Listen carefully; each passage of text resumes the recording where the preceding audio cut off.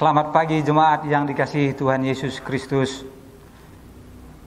Bila memerlukan informasi atau ingin menjadi anggota jemaat, silakan menghubungi kantor gereja 022 7310 426. Warta jemaat.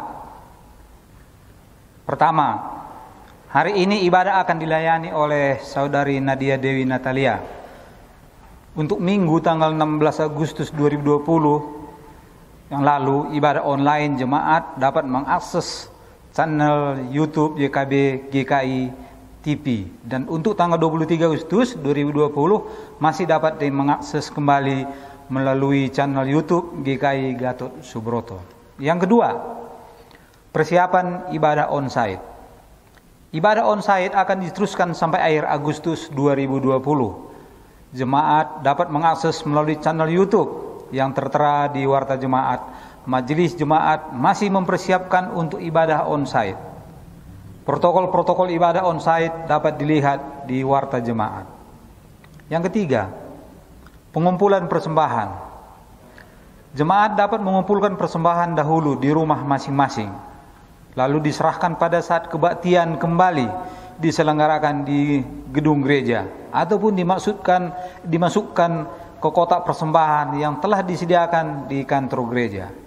Jemaat dapat juga mentransfer persembahan melalui rekening bank mandiri 13009129555. Sekali lagi saya kasih tahu, rekening bank mandiri 13009129555 atas nama Lois Henry Sitepu, dengan menuliskan keterangan persembahan minggu atau bulanan atau perpuluhan atau syukur atau dan lain-lain. Keempat, bina pranikah online via Zoom. GKI Gunung Sahari Klasi Jakarta Selatan mengadakan bina pranikah online yang akan diadakan pada hari Sabtu tanggal 19, 26 September dan tanggal 3 Oktober 2020. Waktunya pukul 9.30 WIB sampai dengan selesai via Zoom. Biaya kontribusi sebesar Rp200.000 per pasangan melalui rekening tujuan BCA 391-300-2268 atas nama Gereja Kristen Indonesia Jawa Barat. Pendaftaran dapat dilakukan melalui link .lai.bpn Gunsa atau dapat dilihat kembali di Warta Minggu. Kontak pesan melalui Cindy 08999 357 323 atau Stella 085 711 786 888. Yang kelima, peneguhan dan pemberkatan nikah. Diberitahukan kepada jemaat bahwa pada hari Sabtu 12 September 2020 pukul 9 WIB akan dilangsungkan kebaktian peneguhan dan pemberkatan nikah dari saudara-saudara Stefanus Setia Graha, anggota jemaat GKI Pamulang, dengan Ruth Margareta Salmon, anggota jemaat Gatot Subroto. Alamat setelah menikah nantinya di Pamulang, Tangerang Selatan. Apabila ada anggota jemaat yang belum dapat memberikan dukungannya karena alasan yang berdasarkan Alkitab dan tata gereja atau tata laksana GKI, keberatan tersebut dapat disampaikan secara tertulis kepada majelis jemaat sebelum tanggal 6 September 2020 agar masalahnya dapat dipertimbangkan dan diputuskan secara gerejawi. Bila tidak ada keberatan yang sah, maka peneguhan dan pemberkatan nikah tersebut akan dilaksanakan pada tanggal tersebut di atas. Terima kasih, Tuhan memberkati. Yang keenam, persidangan Majelis Jemaat. Hari ini Minggu 30 Agustus 2020 pukul 11.30 WIB di gereja akan diadakan persidangan Majelis Jemaat. Bila ada saran usul dari jemaat, mohon disampaikan secara tertulis. Demikian warta hari ini. Kita akan memulai kebaktian kita hari ini. Jemaat dimohon berdiri. Apabila aku bertemu dengan perkataan-perkataanmu, maka aku menikmatinya. Firman-Mu itu menjadi kegirangan bagiku dan menjadi kesukaan hatiku. Sebab nama-Mu telah diserukan atasku, ya Tuhan, Allah semesta alam.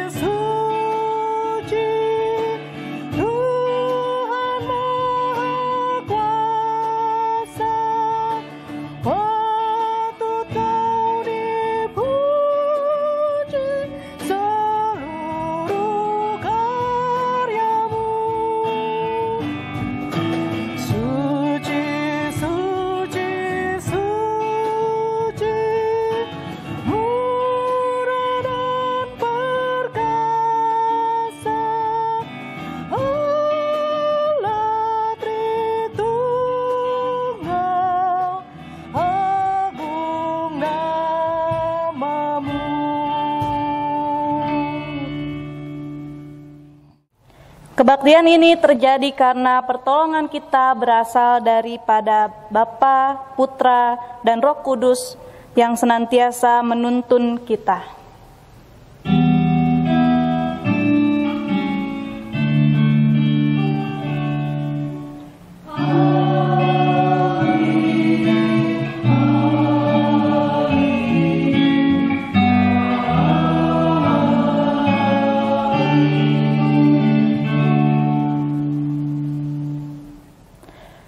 Berbahagialah saudara yang datang dalam nama Tuhan, Tuhan beserta saudara. Minggu ini kita akan bersama-sama merenungkan hidup beriman kita kepada Kristus yang tidak pernah berhenti dan bagaimana memahami yang dipikirkan Allah dalam kehidupan kita sebagai pengikutnya. Firman Tuhan katakan dalam Yeremia 15 ayat yang ke-19, "Karena itu beginilah jawab Tuhan, jika engkau mau kembali menjadi pelayan di hadapanku, dan jika engkau mengucapkan apa yang berharga dan tidak hina, maka engkau akan menjadi penyambung lidah bagiku. Biarpun mereka akan kembali kepadamu, namun engkau tidak perlu kembali kepada mereka."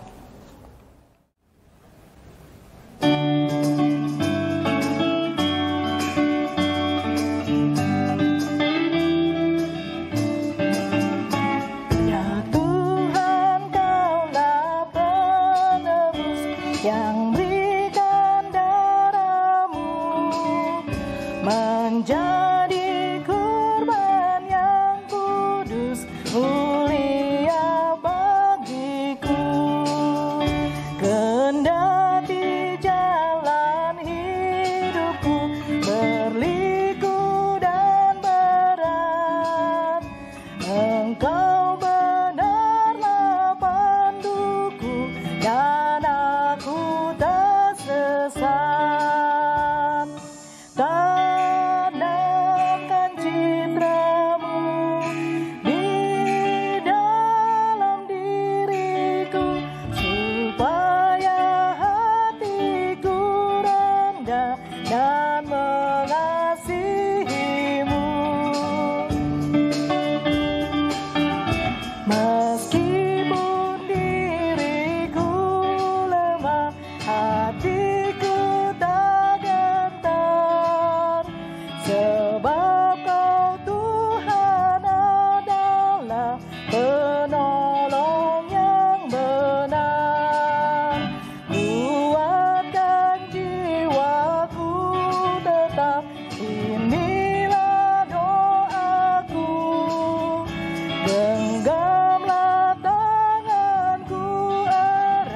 Sepanjang jalanku,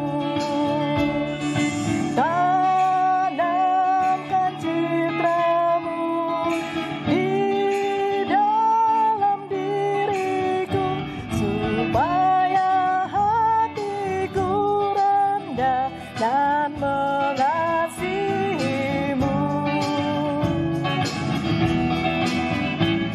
Dan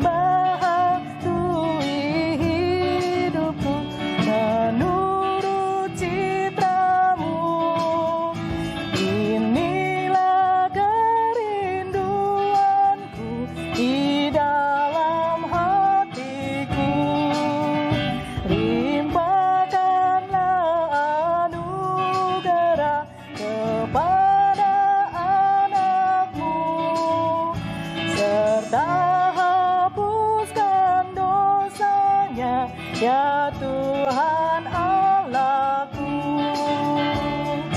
Tanamkan citramu di dalam diriku, supaya hatiku rendah dan mengasihimu.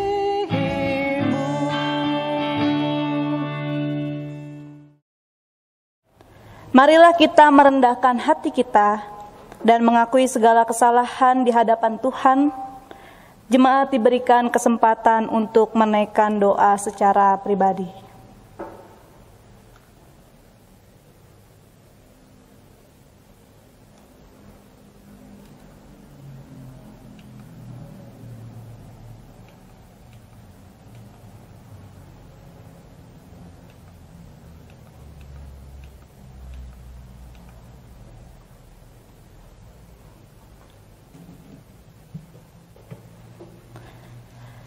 Ya Tuhan, hari ini kami menghadap tatah-Mu yang kudus.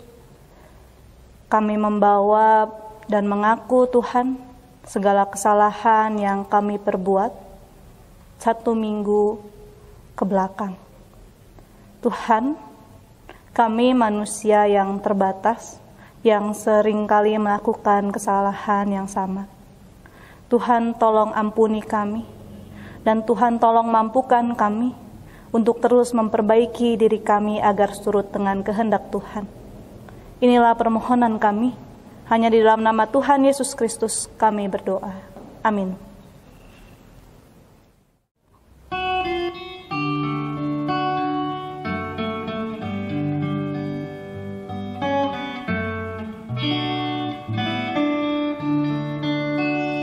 Jadilah Tuhan kehendak-Mu, Kaulah penjunan ku tanahnya. Bentuklah aku sesuka-Mu, dan ku nantikan dan berserah.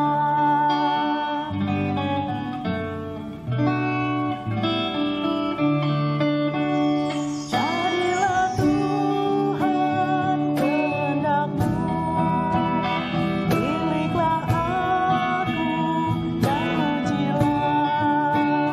Sucikan hati pikiranku, dan di depan-Mu ku menyembah.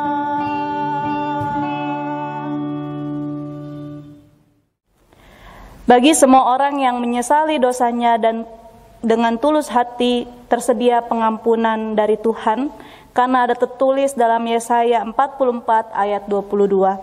Aku telah menghapus segala dosa pemberontakanmu seperti kabut diterbangkan angin, dan segala dosamu seperti awan yang tertiup. Kembalilah kepadaku sebab aku telah menebus engkau. Demikianlah berita anugerah dari Tuhan. Salam damai.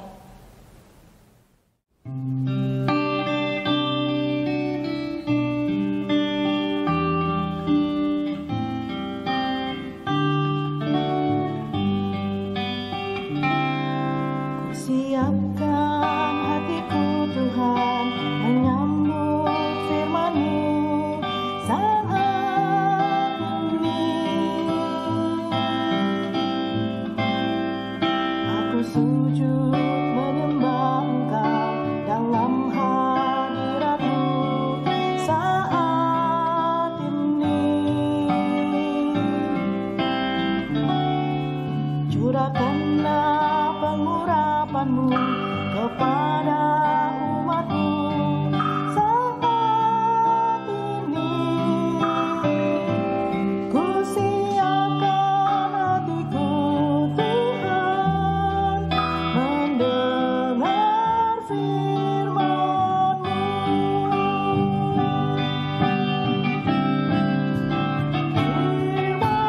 Firman-Mu Tuhan, tiada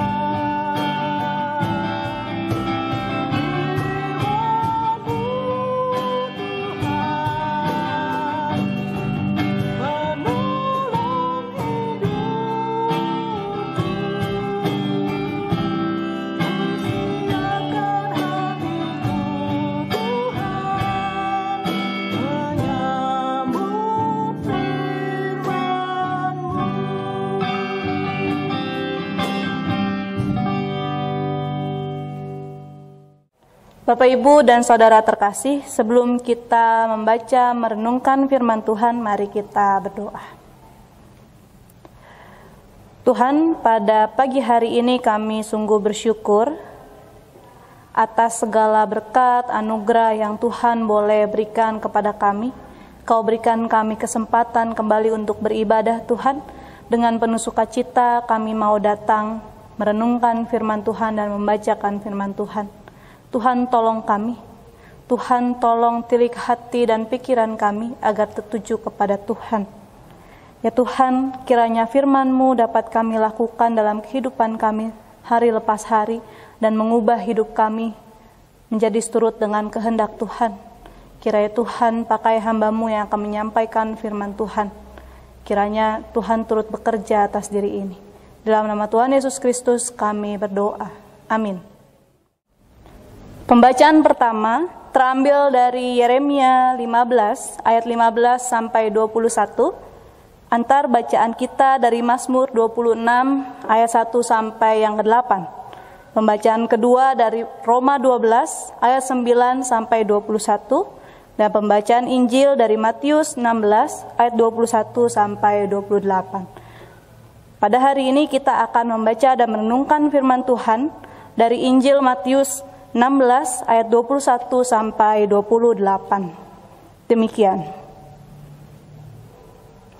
Sejak waktu itu, Yesus mulai menyatakan kepada murid-muridnya bahwa ia harus pergi ke Yerusalem dan menanggung banyak penderitaan dari pihak tua-tua, imam-imam kepala, dan ahli-ahli Taurat, lalu dibunuh dan dibangkitkan pada hari yang ketiga. Tetapi Petrus menarik Yesus ke samping dan menegur dia. Katanya, "Tuhan, kiranya Allah menjauhkan hal itu sekali-kali tak akan menimpa Engkau." Maka Yesus berpaling dan berkata kepada Petrus, "Nyalah iblis, engkau suatu batu sandungan bagiku, sebab engkau bukan memikirkan apa yang dipikirkan Allah, melainkan apa yang dipikirkan manusia." Lalu Yesus berkata kepada murid-muridnya, "Setiap orang yang mau mengikut aku, ia harus menyangkal dirinya, memikul salibnya, dan mengikut aku. Karena barang siapa mau menyelamatkan nyawanya, ia akan kehilangan nyawanya. Tetapi barang siapa kehilangan nyawanya karena aku, ia akan memperolehnya. Apa gunanya seorang memperoleh seluruh dunia tetapi kehilangan nyawanya? Dan apakah yang dapat diberikannya sebagai ganti nyawanya? Sebab anak manusia akan datang dalam kemuliaan Bapanya, diiringi malaikat-malaikatnya. Pada waktu itu ia akan membalas setiap orang menurut perbuatannya. Aku berkata kepadamu, sesungguhnya di antara orang yang hadir di sini, ada yang tidak akan mati sebelum mereka melihat Anak Manusia datang sebagai Raja dalam kerajaannya." Demikianlah firman Tuhan. Berbahagialah mereka yang melakukan dan memeliharanya dalam kehidupan sehari-hari. Haleluya.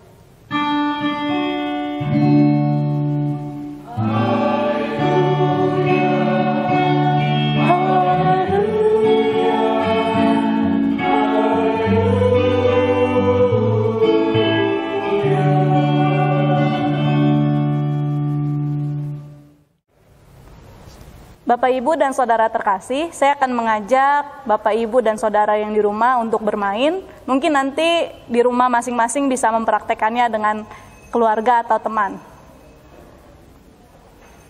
Saat ini saya mau bermain dengan Kareni. Kareni, kita udah pernah cakap sebelumnya belum? Belum Belum pernah. ya, jadi Kareni belum tahu nih permainan apa ya? Ya, belum. Oke, kita mau bermain pikirkan angka 1 sampai 2. Oke. Nanti saya akan menebak apa yang dipikiran Kareni ya. Kareni juga sebaliknya. Kareni tebak ya, angka 1 atau 2. Nanti saya pikirkan dan Kareni Oke. pikirkan, saya yang tebak ya. Oke. Dari Kareni yang pikirkan, saya yang tebak. Dah. Udah. 1? Betul. Ya. Betul. Sekarang gantian ya. Karena ini tebak saya. Dah. 2. Salah. 1. Oke. 1 sampai 3. Ya. Kali ini mulai pikirkan 1 sampai 3. Saya yang tebak. Udah. 3. Betul. Betul, oi. Oke. Sekarang kali ini tebak saya ya. Udah. 2. Salah. 1. Sekarang agak lebih berat. 1 sampai 5. Kali ini pikirin 1 sampai 5. Oke, udah. 4. Salah. Berapa 2. bener? 2. Oke. Sekarang saya yang pikir ya. Udah. 5. Ya, betul 5. Nah, Bapak Ibu bisa praktekannya permainan ini di rumah dan kita mau melihat siapa yang paling banyak menebak ya. Permainan yang tadi kita mainkan adalah permainan menebak pikiran atau insting yang mau kita pakai dalam diri kita, dan permainan ini mengandalkan prasangka atau paradigma kepada orang lain yang bisa benar atau salah, atau bisa benar semua, bisa salah semua, seperti permainan yang tadi saya lakukan oleh Kareni. Nah, Bapak Ibu dan Saudara terkasih, apakah ini sudah dapat dikategorikan memahami dan tidak memahami orang lain? Tentunya belum cukup. Contoh yang lain, ada seorang pria yang sedang memindahkan sebuah kotak dari mobil. Tiba-tiba pria lain melintas dan merasa iba melihatnya. Ia kemudian menawarkan diri untuk membantunya. Dan nampak mereka berdua bekerja sama. Setengah jam berlalu. Mereka belum juga berhasil memindahkan kotak itu. Akhirnya pria pertama yang memiliki kotak itu berkata, "Oke, saya rasa ini tidak akan berhasil. Sekuat apapun kita berusaha, kita tidak dapat menurunkan kotak ini." Mendengar itu, pria kedua terbelalak dan berseru, "Apa? Menurunkan? Ya ampun, dari tadi saya berusaha membantu untuk menaikkan kotak itu ke atas mobil." Beginilah akibatnya Bapak Ibu dan Saudara, kalau segala sesuatu tidak didasarkan pada persepsi atau kesepakatan di awal. Hanya ada prasangka dan tebakan yang bisa benar atau salah. Maka dari itu diperlukan yang namanya komunikasi yang jelas. Sehingga jelas yang satu dapat memahami maksud dan tujuan yang lain. Dan sebaliknya, jika tidak ada komunikasi dan duduk bersama, saling menjelaskan, maka yang akan terjadi seperti dua pria tersebut. Hanya buang-buang energi dan waktu.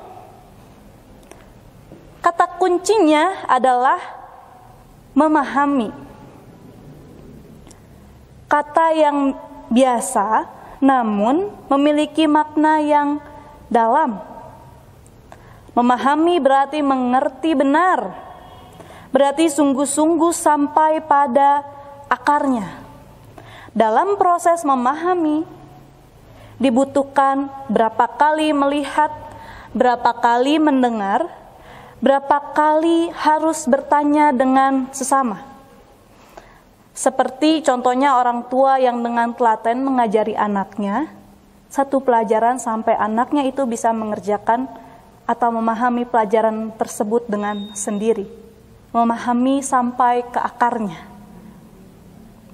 Dan Bapak Ibu yang terkasih, hari ini kita diajak untuk merefleksikan, memahami pikiran Allah. Dan mengapa kita harus memahami pikiran Allah? Memahami orang lain aja dan pikirannya sudah sangat susah. Bagaimana dengan memahami pikiran Allah? Alasannya mengapa memahami pikiran Allah ini adalah sebuah proses yang harus terjadi dalam sepanjang penghayatan kehidupan kita, keberimanan kita sebagai orang percaya. Bapak, Ibu, dan Saudara terkasih, hari ini kita diajak untuk merefleksikan, memikirkan pikiran Allah. Mengapa kita harus memahami pikiran Allah? Banyak yang bilang memahami orang lain dan pikirannya saja udah susah. Bagaimana dengan memahami pikiran Allah? Kenapa kita harus memahami pikiran Allah? Alasannya satu. Ini adalah sebuah proses yang harus terjadi dalam sepanjang penghayatan kehidupan beriman kita sebagai orang percaya. Untuk itu, sangat diperlukan memahami apa yang menjadi kehendak Allah kepada hidup kita. Ketika kita ingin memahami pikiran Allah, yang perlu dilakukan adalah komunikasi yang berulang-ulang. Seperti kita berkomunikasi dengan orang lain, harus berkali-kali, harus sering ketemu, harus berulang-ulang. Jika bisa melakukannya, kita dapat memahami apa yang dipikirkan Allah, apa yang Allah mau kita lakukan dalam hidup kita. Apalagi Allah telah menubuatkannya sejak lama.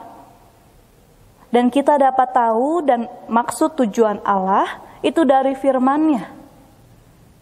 Dan firman itu perlu kita pahami berkali-kali. Firman ini membantu kita untuk mengetahui apa yang Allah mau sampaikan kepada kita, apa yang harus kita lakukan. Semuanya sudah ada dalam Alkitab yang kita punya. Tinggal maukah kita membuka, membaca, dan memahami isinya. Hanya itu kuncinya. Tetapi karena mungkin dengan alasan berbagai hal, kelelahan, kemageran, kemalasan, bekerja dan sekolah dan aktivitas lainnya, jadinya kita enggan untuk memahaminya, membukanya saja enggan gitu ya. Padahal sudah ada yang Alkitab nih, yang ada di handphone kita. Tapi apakah aplikasi itu berfungsi? Apakah selalu dibuka?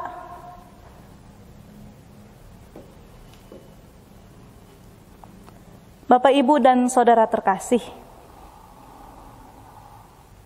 dulu pada saat saya SMA ke belakang, SMP, saya sangat rajin baca Alkitab nih. Sampai ada target menghabiskan Alkitab berkali-kali.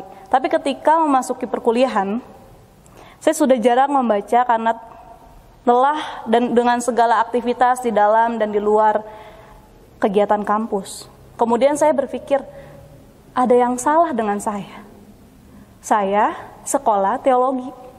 Tapi kenapa saya jarang membuka Alkitab? Mungkin saya pikir karena saya belajar Alkitab juga, belajar latar belakangnya juga. Jadi sejenak saya berpikir ngapain lagi saya baca. Tapi ternyata saya salah. Banyak ada ketakutan, gelisah, kekhawatiran, terlalu mengandalkan diri dan merasa diri lebih benar, dan berujung pada depresi. Itu yang terjadi ketika saya berkuliah. Tahun ke-1 dan kedua adalah masa-masa tersulit yang saya alami. Ketika saya merenungkannya di kosan, saya teringat sebuah amplop yang diberikan oleh salah satu pendeta. Amplop itu dari suaminya yang sering saya panggil Bapake. Dan di situ ada kertas yang berisi Nadia 1 Kor 15 ayat 58. Lalu saya membukanya. Isinya, karena itu saudara-saudaraku yang terkasih, berdirilah teguh, jangan goyah, dan giatlah selalu dalam pekerjaan Tuhan. Sebab kamu tahu bahwa dalam persekutuan dengan Tuhan jerih payahmu tidak sia-sia. Saya lalu merenungkan ayat ini, kayak pernah tahu deh ayat ini. Pas saya ingat lagi, oh ternyata ini ayat CD saya yang serupa dari Kolose 1 ayat 23a. Sebab itu kamu harus bertekun dalam iman, tetap teguh dan tidak goncang, dan jangan mau digeser dari pengharapan Injil.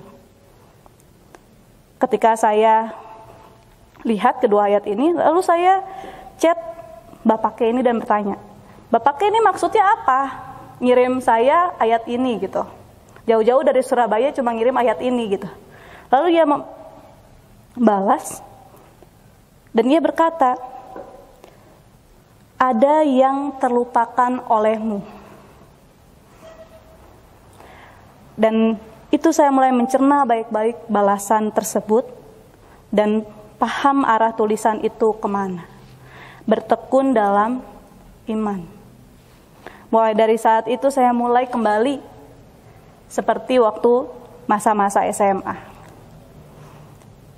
Di sini juga saya merefleksikan, tidak menjamin orang lama seperti saya, 20 tahun mengikut Tuhan, masih bisa melupakan kewajiban utama saya. Dan tidak menjamin juga orang yang baru lebih memahami atau menjalankan kewajibannya. Tergantung ternyata pada pribadi masing-masing. Apakah orang tersebut mau atau tidak. Bapak Ibu, saudara terkasih, dalam hal ini pun terjadi pada Petrus. Dalam pembacaan kita hari ini, Petrus yang memaksakan pikirannya, ego diri Petrus yang dikedepankan, tanpa mau bersinergi dengan atau bersama Yesus, sehingga Petrus melakukan tindakan yang keliru. Petrus cukup lama mengikuti Yesus, bukan? Namun masih saja belum bisa memahami apa maksud dan tujuan Yesus hadir di tengah-tengah mereka. Petrus tidak bisa mencerna baik-baik perkataan Yesus sehingga melakukan tindakan yang keliru. Petrus menarik Yesus ke samping dan menegur dia. Dan ini nampak seolah-olah Yesus melakukan kesalahan yang fatal dalam perkataannya atau perbuatannya. Dalam ayat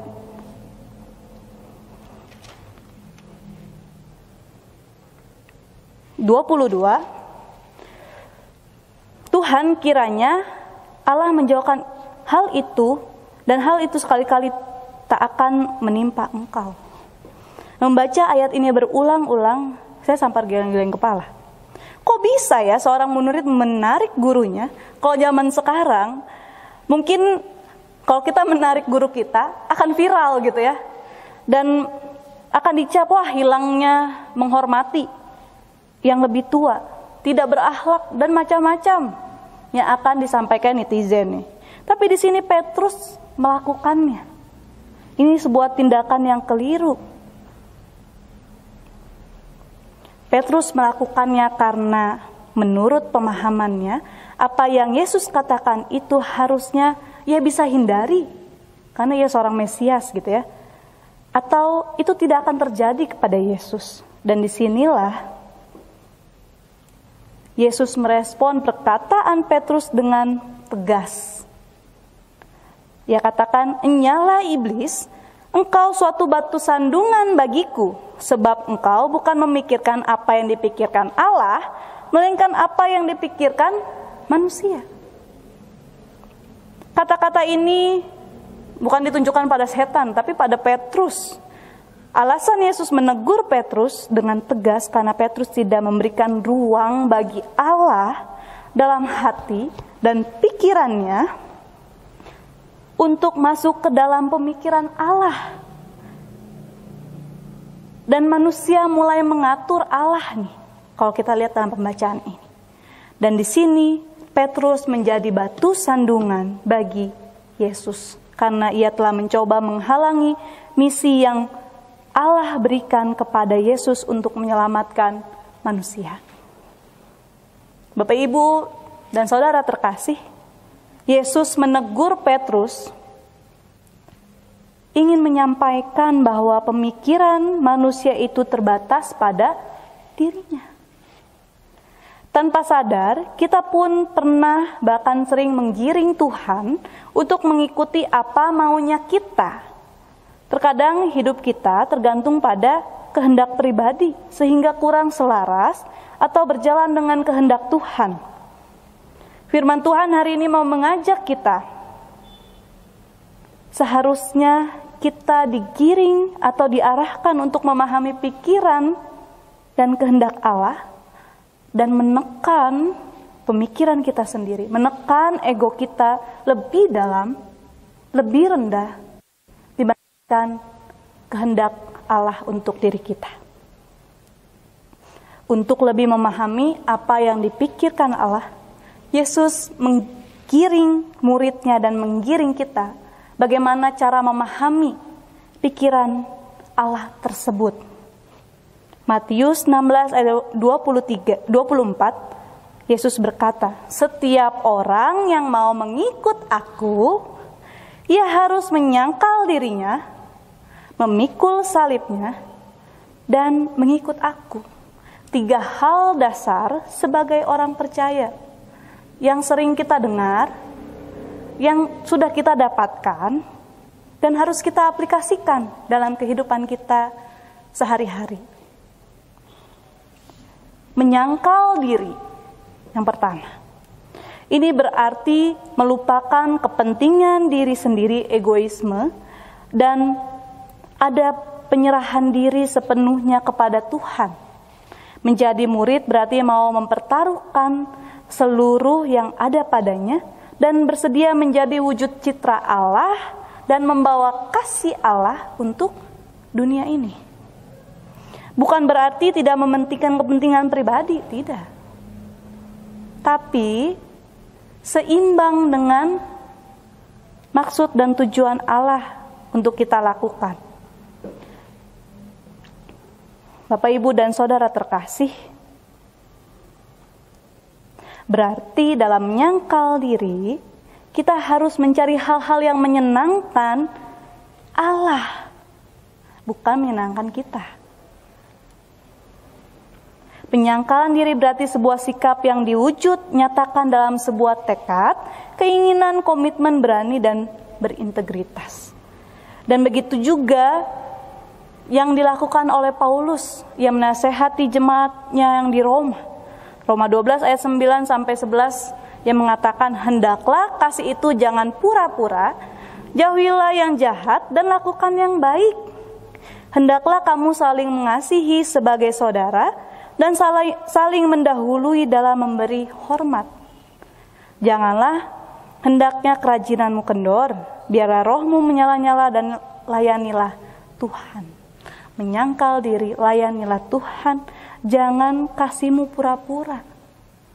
Sebab pura-pura akan menjebak dirimu dalam relasi yang tidak tulus. Yang kedua, Yesus katakan memikul salibnya. Bersedia menanggung penderitaan, dan salib tentunya melambangkan penderitaan juga. Tentang kematian, kehinaan, cemoohan, penolakan, serta penyangkalan diri. Memikul salib berarti berkomitmen untuk turut merasakan penderitaan Yesus, meski tak mudah, meski sulit, meski banyak, berat. Pastinya sebagai orang percaya, kita harus melakukannya. Ketika kita memutuskan untuk mengikuti Kristus dalam kehidupan kita, ada harga yang harus dibayar sebagai wujud kasih kita kepada Kristus. Dan salib bukanlah ember yang bisa dipegang ya, untuk memudahkan kita membawanya. Tapi salib itu harus dipikul, tidak boleh diseret, sulit. Sebagai mestinya ia harus ditanggung bersama. Paulus pun katakan dalam Roma 12 ayat 12 dan 14, Bersukacitalah dalam pengharapan, sabarlah dalam kesesakan, dan bertekunlah dalam doa. Berkatilah siapa yang menganiaya kamu, berkatilah dan jangan mengutuk. Nah, kalau mengingat ayat 14, berkatilah siapa yang menganiaya kamu, berkatilah dan jangan mengutuk. Ini tuh seperti kurva minus dan nol dan plus. Kalau Bapak Ibu mengingat, ketika mengalami penderitaan, kita berada dalam titik minus. Minus 1, 2, 3, 4, sampai 5, bahkan 10. Minus itu ketika kita harus menanggung salib itu. Memikul salib itu kita berada di posisi minus. Tapi ketika dengan pengharapan, bersukacita, bersabar dalam kesesakan, bertekun dalam doa, lama-kelamaan kita akan naik. Minus 2, minus 1, dan berada pada titik 0, netral. Dan dalam titik 0, itu adalah proses merefleksikan apa yang saya alami dan apa yang harus saya lakukan untuk memperbaikinya. Ketika kita selesai merefleksikan itu, maka kita akan kembali naik. Plus 1, plus 2, plus 3, dan seterusnya. Tapi dengan berkatilah siapa yang menganiaya kamu, jangan mengutuk. Bisakah kita tidak mengutuk atau mendoakan yang jelek pada orang yang menganiaya kita? Atau kepada musuh kita? Atau kepada orang yang tidak kita sukai?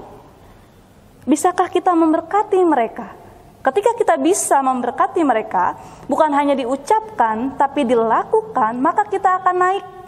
Plus itu akan terjadi. Tapi kalau hanya di mulut tapi tidak diniatkan dalam hati dan perbuatan, kita tidak akan bergerak maju. Maka salib itu tetap diam, tidak bergerak. Dan mari kita ingat bersama-sama. Salib yang kita pikul sesuai dengan kemampuan kita. Tuhan tidak akan membiarkan pencobaan melebihi kemampuan umatnya. Jadi Tuhan tidak akan memberikan pencobaan lebih dari apa yang kita bisa mampu lakukan. Lalu yang ketiga Yesus katakan, mengikut aku. Kesediaan menyangkal diri dan memikul salibnya harus dinyatakan dalam tekad mengikut Dia. Dia tidak hanya mengajar untuk banyak orang mengikutinya, tapi Ia pun melakukannya. Ia telah menyangkal dirinya, Ia telah memikul salibnya. Ia telah mencontohkannya kepada kita bagaimana harus bertindak. Bapak, Ibu, Saudara yang terkasih, mengikut Yesus berarti tidak terbatas dalam ruang, tidak terbatas pada jarak, dan tidak terbatas oleh apapun. Dan kita harus menunjukkan karakter Kristus dalam segala tindakan yang kita lakukan. Rela berkorban, setia, hidup dalam kasih, dan berlandaskan iman yang teguh untuk menolong sesama kita. Dan dalam relasi dengan Allah, kita bisa memahami apa yang Allah mau dalam hidup kita. Dan jangan lupa, jika ada yang meminta kita berjalan 1 mil, berjalanlah bersama dia 2 mil. Lakukan lebih dari yang diminta, seperti Kristus yang melakukan lebih dari yang kita bayangkan, yang melakukan lebih, bahkan mengorbankan nyawanya untuk menyelamatkan kita. Ia ada setiap waktu, Ia ada di mana saja, dan Dia selalu bersama-sama dengan kita, tidak pernah meninggalkan kita ketika kita mau memahami apa maksud dan tujuannya melalui firman yang kita baca dan kita renungkan. Kiranya Allah memampukan kita untuk semakin bisa memahami apa yang Ia mau kita lakukan dalam kehidupan kita sehari-hari. Amin. Jemaat Tuhan dimohon berdiri. Marilah kita bersama dengan umat Allah di masa lalu, masa kini, dan masa depan, sambil mengingat pengakuan pada baptisan kita, seturut dengan pengakuan iman rasuli demikian. Aku percaya kepada Allah, Bapa yang Maha Kuasa, Khalik langit dan bumi, dan kepada Yesus Kristus, anaknya yang tunggal Tuhan kita, yang dikandung daripada Roh Kudus, lahir dari anak darah Maria, yang menderita sengsara di bawah pemerintahan Pontius Pilatus, disalibkan, mati dan dikuburkan, turun ke dalam kerajaan maut. Pada hari yang tiga bangkit pula dari antara orang mati, naik surga, duduk di sebelah kanan Allah, Bapa yang Maha Kuasa, dan dari sana ia akan datang untuk menghakimi orang yang hidup dan yang mati. Aku percaya kepada Roh Kudus, gereja yang kudus dan am, persekutuan orang kudus, pengampunan dosa, kebangkitan orang mati, dan hidup yang kekal. Amin.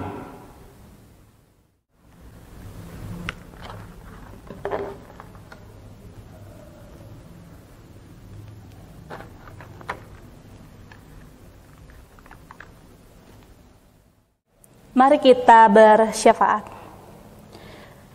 Ya Tuhan, Sang Pengharapan, kami datang kembali ke hadapan Tuhan. Kami mau bersyukur Tuhan, dan tolong kami untuk bisa mampu memahami lagi apa yang Tuhan pikirkan.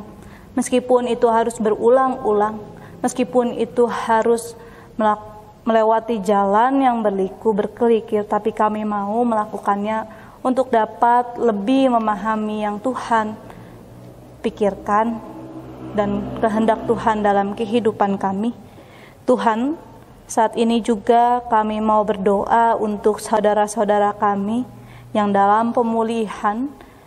Kami berdoa untuk Syani, kami berdoa untuk Bapak Budi Wijaya, kami berdoa untuk Ibu Tan Meyun, Bapak Adona Baban, dan Ibu Susan dalam kelemahan tubuh dan sakit yang mereka rasakan. Dalam masa pemulihan ini, kami yakin dan percaya Tuhan menjamah mereka dengan segala anugerah-Mu, dalam segala kuasa-Mu. Kami yakin dan percaya Tuhan bekerja untuk mereka. Kiranya Tuhan juga berkati setiap obat, setiap terapi, setiap medis yang mereka lakukan. Kami yakin percaya melalui tenaga medis, terapi, dan obat-obatan yang mereka konsumsi, Tuhan, tubuh mereka, rasa sakit mereka dapat berkurang. Bahkan kami yakin dan percaya Tuhan pun merencanakan mereka untuk pulih. Kami pun rindu bertemu dan mendengar kabar bahwa mereka dapat sembuh. Ya Tuhan, kami juga mau berdoa bagi yang berulang tahun, untuk Hendra Sianipar, Stepanus Pramono, Matthew Oliver Sutiandi, Jiho Bong Acan, dalam pertambahan usianya. Kiranya Tuhan terus berkati. Kami bersyukur Tuhan atas hidup yang boleh Tuhan berikan kepada mereka. Pertambahan 1 tahun usia kepada saudara-saudara kami ini adalah sebuah anugerah yang tidak pernah kami bayangkan dan kami sangka. Tuhan, kiranya Engkau memberkati mereka dalam setiap pekerjaan, studi, pelayanan yang mereka sedang lakukan, dimanapun Tuhan tempatkan mereka saat ini. Kiranya Tuhan bersama dengan keluarga menjadi berkat untuk sesama dan orang di sekitar mereka. Tuhan, kami yakin dan percaya Tuhan terus memberkati kehidupan mereka hari ke depan.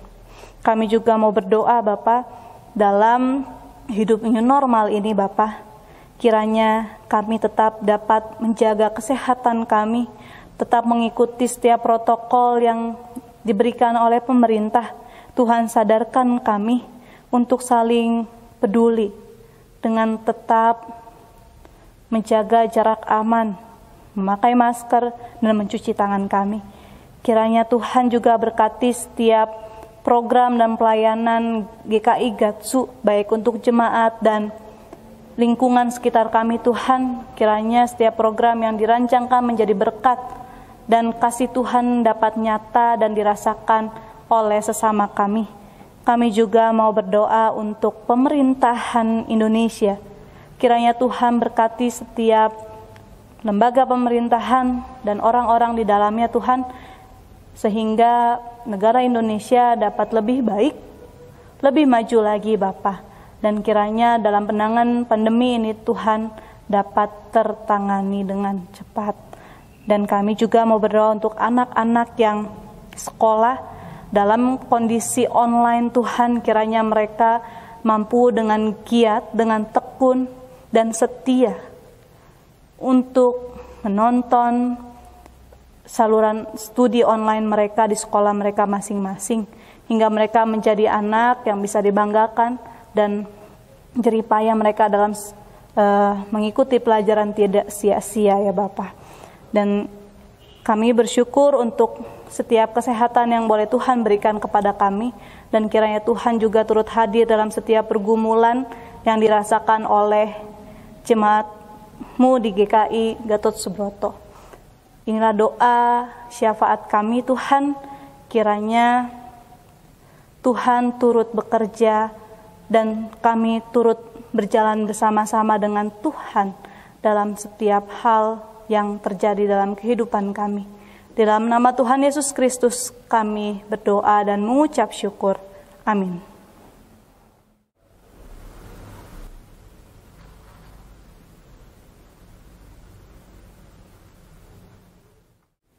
Jemaat yang dikasihi Tuhan, kini tiba saatnya kita untuk memberikan persembahan buat Tuhan. Jemaat dapat mengumpulkan persembahan dahulu di rumah masing-masing, lalu diserahkan pada saat kebaktian kembali diselenggarakan di gedung gereja, atau dimasukkan ke kotak persembahan yang telah disediakan di kantor gereja.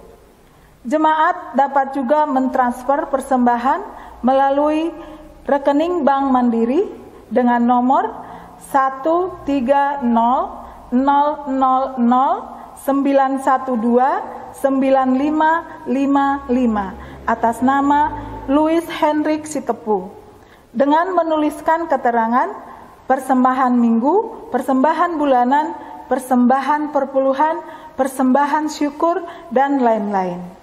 Adapun nats persembahan kita pada siang hari ini terambil dari Ibrani 13 ayat 15 sampai 16. Sebab itu, marilah kita oleh Dia senantiasa mempersembahkan korban syukur kepada Allah, yaitu ucapan bibir yang memuliakan namanya. Dan janganlah kamu lupa berbuat baik dan memberikan bantuan, sebab korban-korban yang demikian berkenan kepada Allah. Marilah kita menyanyi dari Kidung Jemaat 291 ayat 1 sampai 3. Mari bersyukur semua.